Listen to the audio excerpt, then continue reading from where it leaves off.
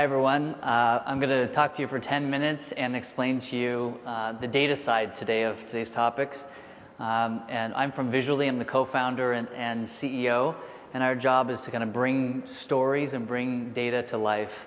I'm going to show you two videos, which are two applications of using motion graphics, putting data around video. Two very different methods, but both have been extremely effective, and give you an idea of how your brand can potentially showcase data in a video format. So you can play.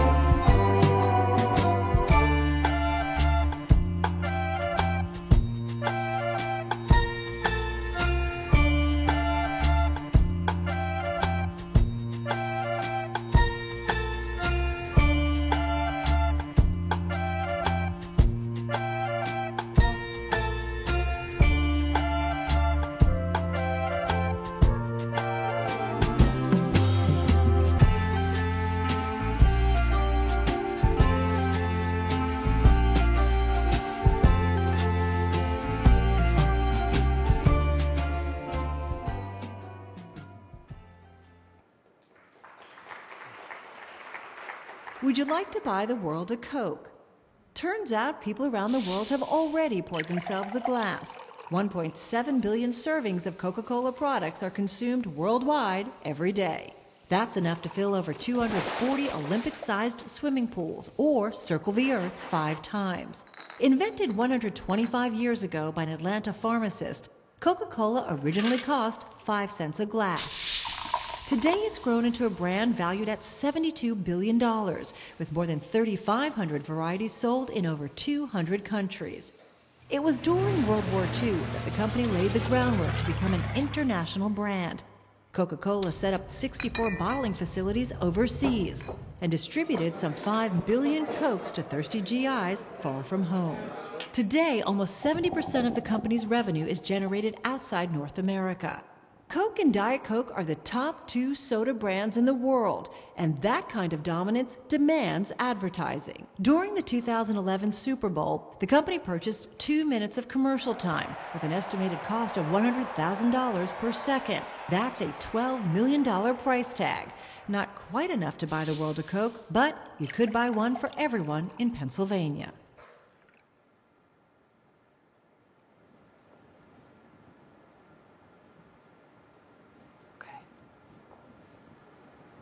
Great. So those are two very different examples. I'm going to explain a little bit more about some of the different styles of visualizing data through motion graphics and other ways through static and interactives.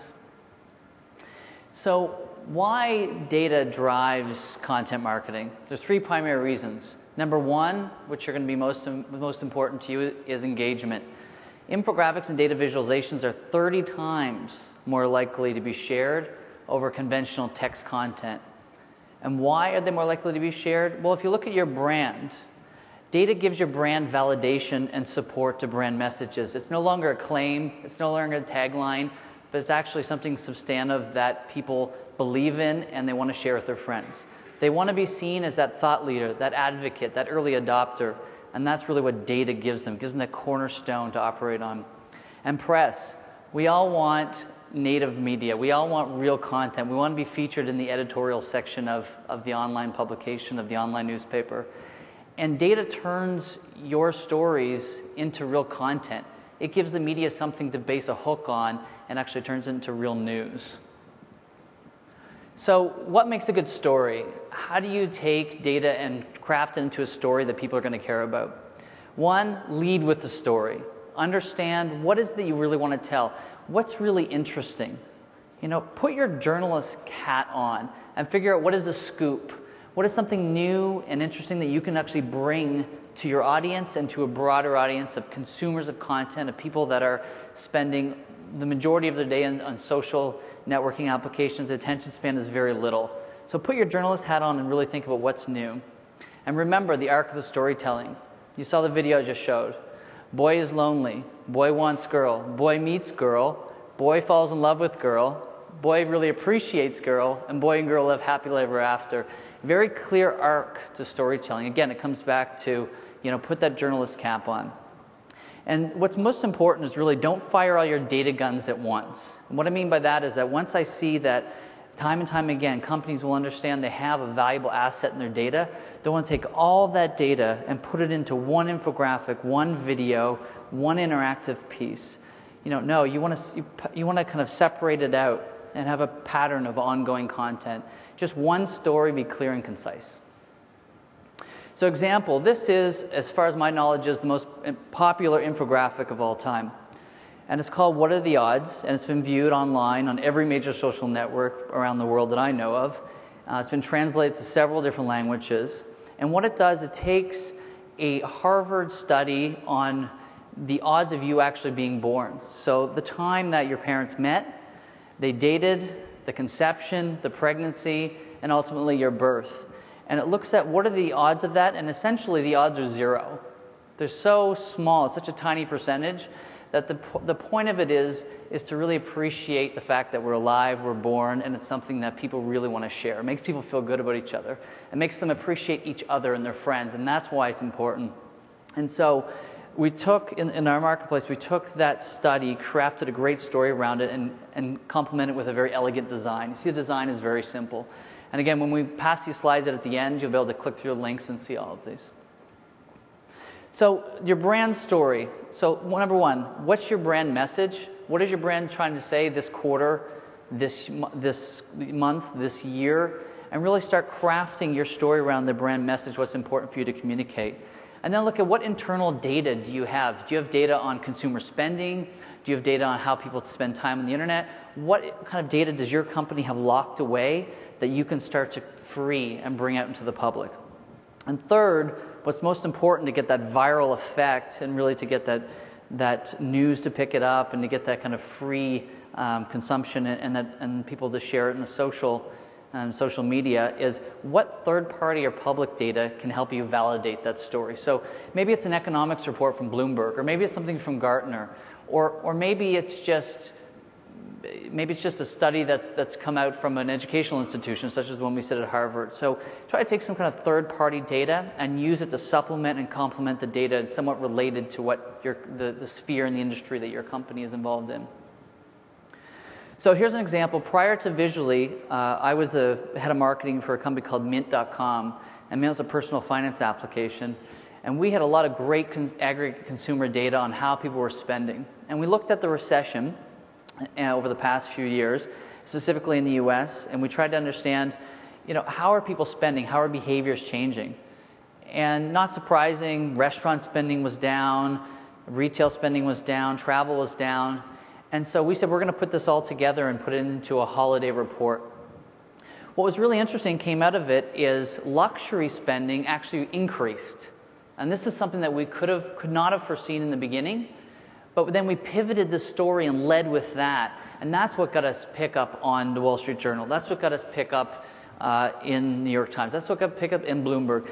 And that drove a lot of visitors and a lot of ultimate new subscribers back to Mint. And so that was surprising. So, the point really is to look at that data and try to really find the story in it.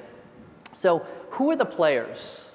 And most people say it's a designer. If I want to create great data visualizations, I want to showcase my data, I need a designer. Well, actually, the designer comes more at the end. You really want to start with the storyteller. So start with the journalist, start with the script writer. What is the message you would like to see? Get somebody to write it who has a really great narrative. And then from there, then look at your data. And similar to what you just saw with the holiday spending piece, Don't be afraid to change your story mid-stride, because a lot of times your data won't tell you what you think they tell you, and your assumption won't be validated, but there'll be another really interesting story that exists in there. I guarantee there'll be more stories than you can handle at one time. And then design. Information design, data visualization is not the same as app design. It's not the same as logo design. So really pick the right designer for the subject. Adding an animator or a developer can actually separate your project from the crowd and really give you a showcase piece.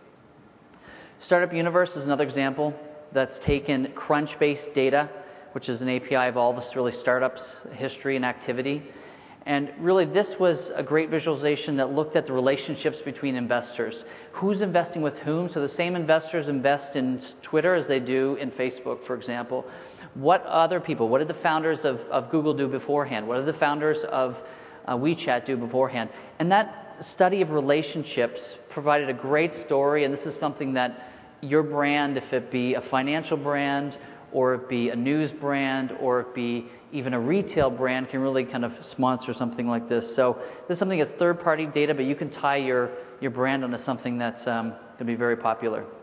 So goal. What is the goal of your visualization? A visualization can do a number of things, but it can't do everything. So brand lift, acquisition, pre-sales, retention, you need to know your goal ahead of this. And those are 4 major categories for defining a data visualization infographic. Pre-sales and retention. We've seen this a lot. It's very popular.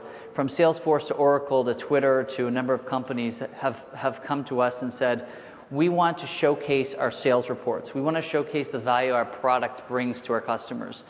And they give us an API on our marketplace, and we develop specific visualizations around that. We've noticed a huge uplift in sales and retention as a result of this. And I think this is not big data. This is what we call small data. This is in the form of communication and actually sharing. So very, very effective. Acquisition. For example, if you're a travel site, you're Travelocity, you're Expedia, and you want to come and you say, I want a better fare tracker. I want people to understand when it is they need to buy airline tickets to save money.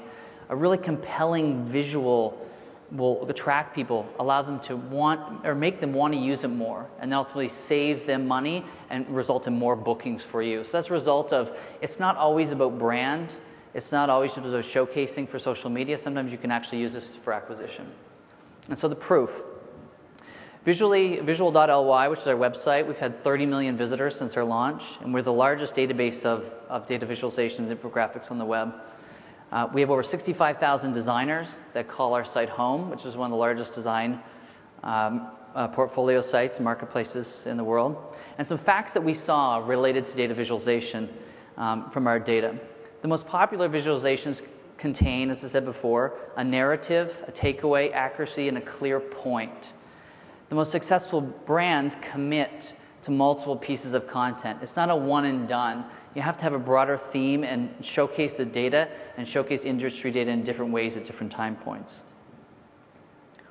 So, and who we are. We are a marketplace for the creation of premium content based around data and information. We're the #1 producer of data visualizations in the world. Our clients include brands from all over the world: Nike, Sony, The Economist, the UN, Standard Chartered, etc. And we provide a platform, a project center, and premium creators, which are the designers, the developers, the journalists, the data scientists, all together on one area to efficiently get content produced. So I'm Stu, and thank you very much.